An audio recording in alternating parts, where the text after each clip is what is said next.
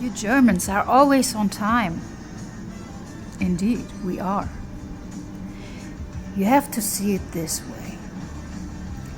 Unpunctuality is not an option when you live in a country where it's legal to drive 300 miles per hour.